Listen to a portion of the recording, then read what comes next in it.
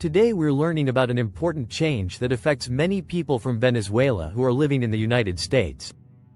Let's break down what's happening and why it matters. First, let's understand what Temporary Protected Status, or TPS, means. Imagine if a neighbor's house became unsafe to live in because of a disaster. You might invite them to stay at your house until their home is fixed. TPS works similarly. It's a way for our country to help people who can't safely return to their home countries. Venezuela is going through very difficult times. Many people there struggle to get basic things like food, and the situation has become so hard that millions of people have left their country.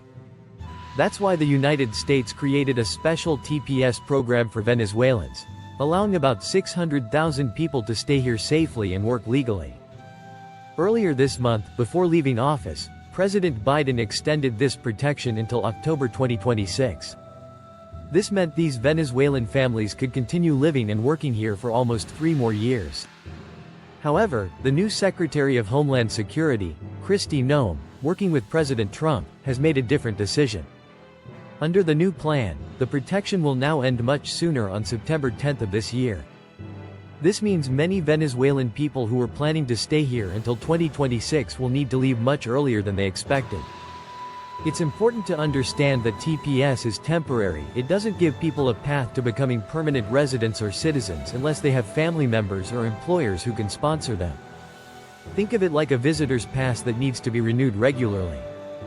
This change has created different reactions from people who help make our laws. Some believe this stricter approach will help make our communities safer.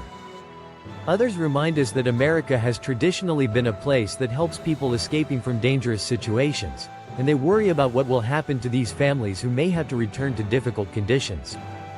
Research tells us something interesting. Studies show that immigrants, even those without legal status, are actually less likely to commit crimes than people born in the United States. This helps us understand that immigration issues are often more complicated than they might first appear. This situation shows us how decisions made by our government leaders can have big effects on real people's lives. When different presidents come into office, they sometimes have very different ideas about how to handle immigration and how to help people from other countries. Now when you hear about TPS or Venezuelan immigrants in the news, you'll better understand what these terms mean and how changes in policy affect real families and communities in our country.